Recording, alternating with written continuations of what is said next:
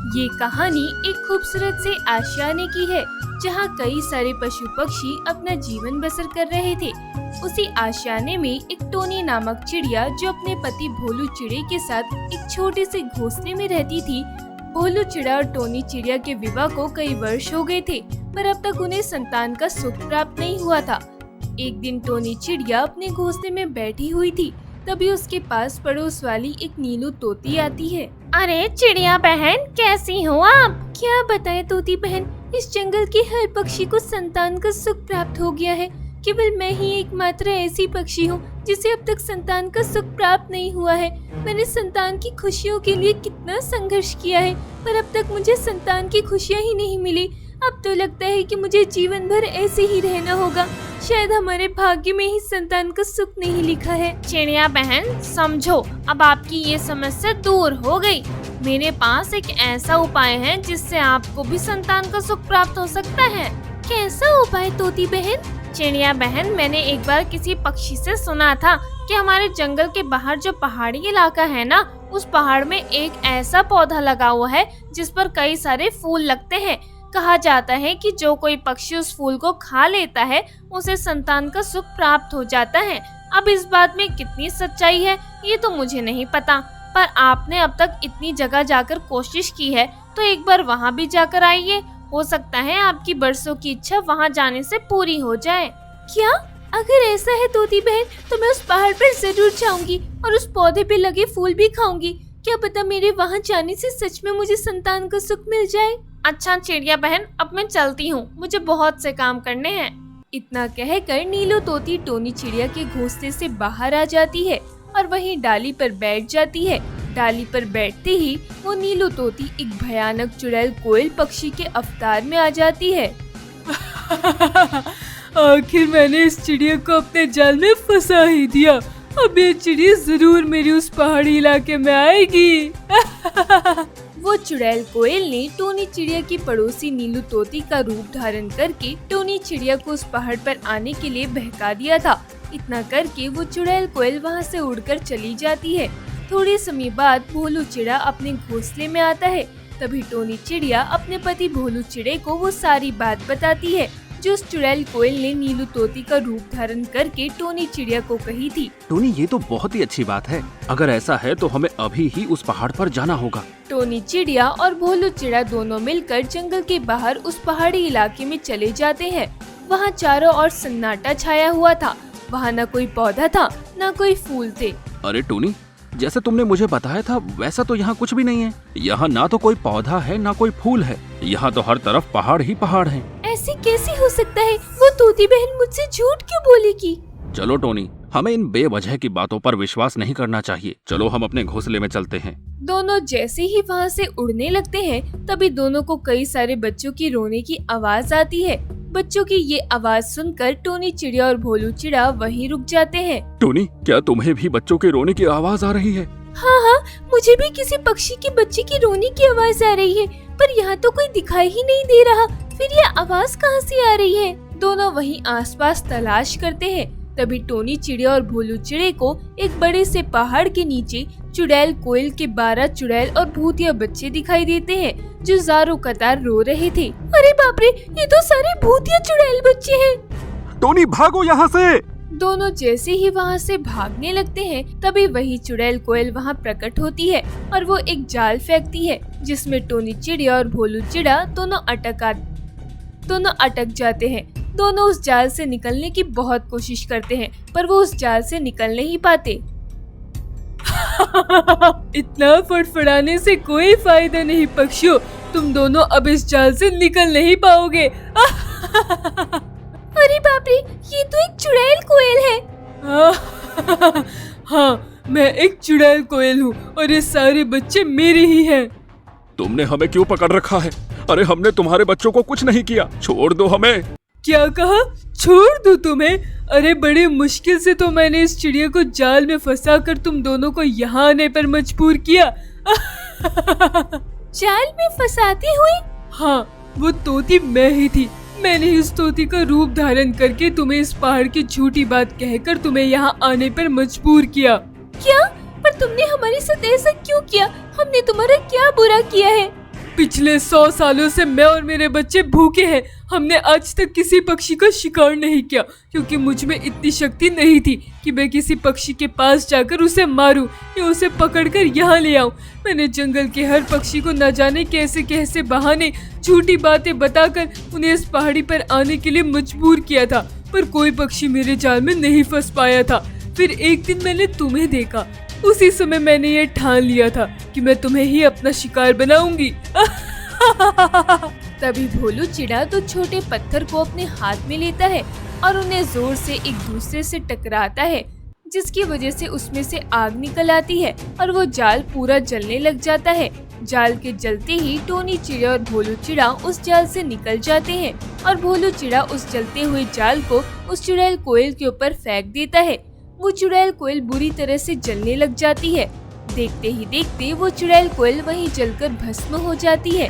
अपनी माँ को खत्म होते देख वो 12 चुड़ैल के बच्चे तेजी से टोनी चिड़े और भोलू चिड़े के पीछे भागते हुए आते हैं। अरे बाप रे टोनी, ये चुड़ैल के सारे बच्चे तो हमारे पीछे ही पड़ गए। भोलू तेजी से अपने जंगल की ओर भागो। टोनी चिड़े और भोलू चिड़ा तेजी से उड़ते हुए अपने जंगल की ओर आते हैं। चुड़ैल के वो 12 बच्चे भी उनके पीछे पीछे जंगल में आते हैं। जंगल के सारे पक्षी जब ये देखते हैं, अरे बाप रे, ये इतने सारे भूतिया पक्षी के बच्चे कहाँ से आ गए? अरे भागो रे यहाँ से। चुड़ैल के वो 12 बच्चे बेकाबू होकर पूरे जंगल में घुस जाते हैं और जंगल के हर एक पक्षी को मारकर उनका खून पीने लगते हैं।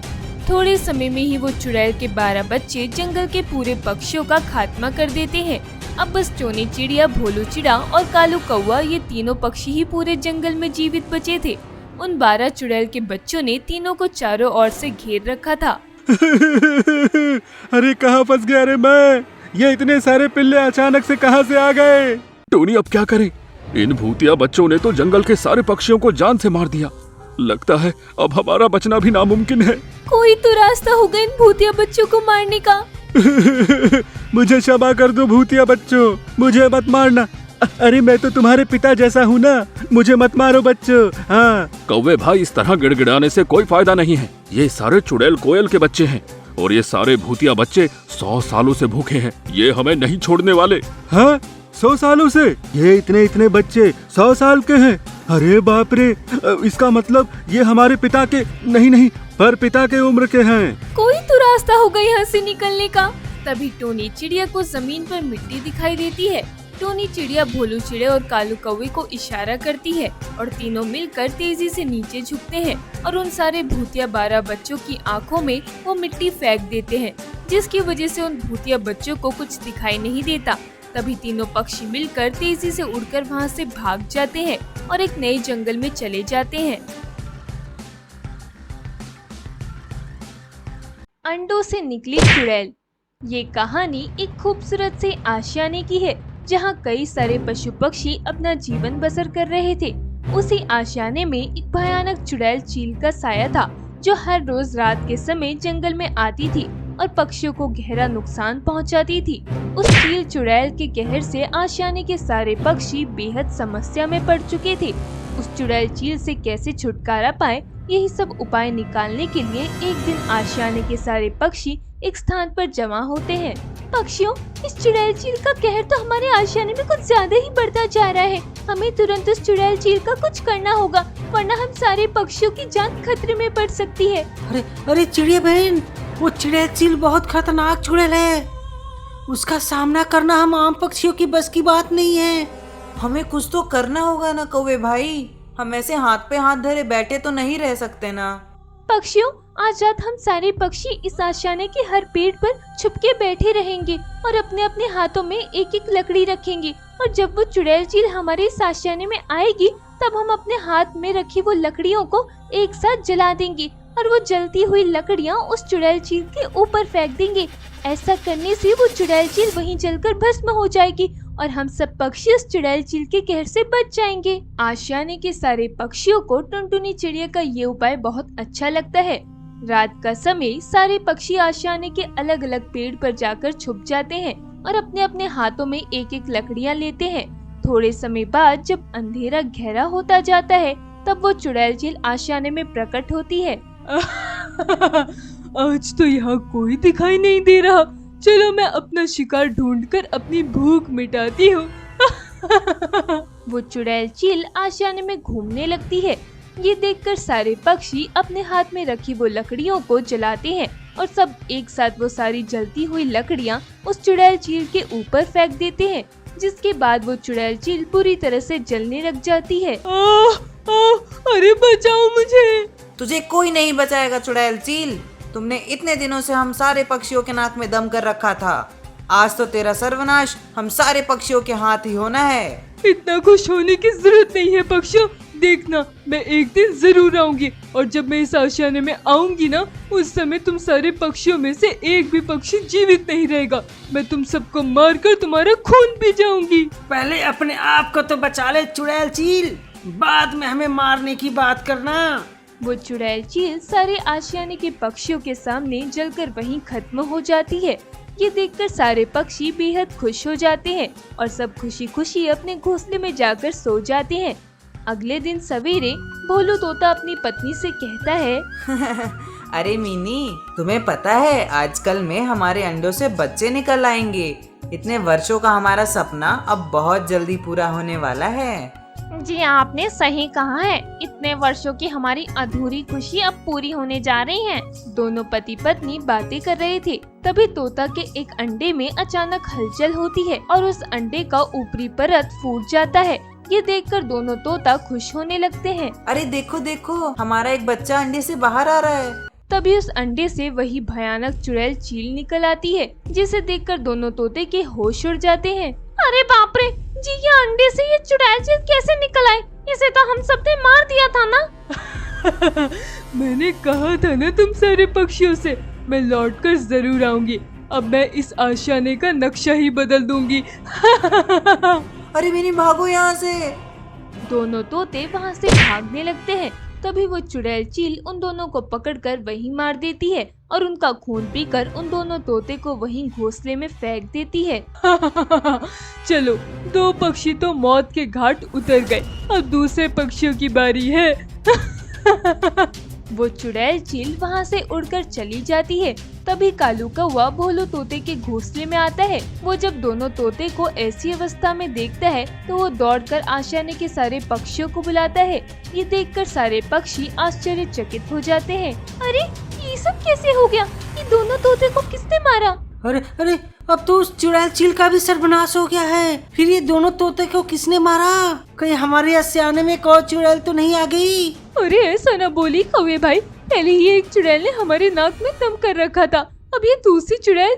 नहीं, मुझे तो लगता है किसी पक्षी ने इन दोनों की हत्या कर दी है। सारे पक्षी आपस में चर्चा करके वहाँ से अपने अपने घोंसले में चले जाते हैं। इधर कालू कौवा अपने घोंसले में अपनी पत्नी मुंजी कौवी से बातें कर रहा था। जी कुछ पता चला कि कैसे उन दोनों तोते की हत्या हुई? नहीं मुंजी, ये तो पता नहीं चल पाया। पता नहीं कैसे उन दोनों तोतों की हत्या हो गई। तभी मुंजी कौवी के एक अंडे में अचानक से हलचल होने लगती है। ये देखकर दोनों कौवे घबरा जाते हैं। अरे मुंजी, ये अचानक हमारा अंडा इतना हिलने कैसे लगा? अभी तो बच्चों के आने में काफी समय है ना। हाँ, मैं भी वही सोच रही हूँ। तभी वो अंडा अचानक से फूट जाता है और उसमें से वही चुड़ैल चील प्रकट होती है, जिसे देखकर दोनों कौवे के होश उड़ जाते हैं। अब तुम दोनों कौवे का क्या होगा? अरे, ये कैसे हो सकता है? ये चुड़ैल चील ये जीवित कैसे है? तू बिना ये जाने ही मर जाएगा कौवे। तभी वो चुड़ैल चील उन दोनों कौवे को भी मार कर उनका खून पी जाती है और उन्हें भी उनके घोंसले में फेंक कर वहाँ से चली जाती है। जब आशियाने के पक्षियों को इन दोनों कौवे की मृत्यु के बारे में पता चलता है तो सब और ज्यादा दहशत में आ जाते हैं। ये सब क्या हो रहा है पक्षियों? एक ही दिन में अचानक से 4 पक्षियों की मृत्यु हो गई है। ये सब कैसे हो रहा है? कौन कर रहा है? मुझे तो बहुत डर लग रहा है। सारे पक्षी वहीं बातें कर रहे थे। तभी अचानक से सारे पक्षियों के घोंसले में से उनके अंडे अपने आप उड़ते हुए उन सारे पक्षियों के सामने आकर गिर जाते हैं। ये देखकर सारे पक्षियों के होश उड़ जाते हैं। वो सारे अंडे एक साथ जमीन पर पड़े हुए थे। तभी वो सारे अंडे आपस में मिल जाते हैं और उन सारे अंडों से एक बड़ा सा अंडा बन जाता है। जिसमें से वही चुड़ैल चील एक विशाल चील बनकर निकलती है। ये देखकर सब पक्षियों की आंखें फटी की फटी रह जाती है। अरे बाप रे बाप, ये चुड़ैल चील वापस कैसे आ गई और ये पक्षियों के अंडों में से कैसे निकली? ये चील तो कितनी बड़ी हो गई है। अरे भागो यहाँ से पक्षियों, वरना ये चुड़ैल चील हमें नहीं छोड़ेगी। कहाँ तक भागोगे पक्षियों? मैंने कहा था ना कि मैं वापस जरूर आऊंगी। अब तुम सारे पक्षियों का सर्वनाश मेरे हाथों ही होने वाला है।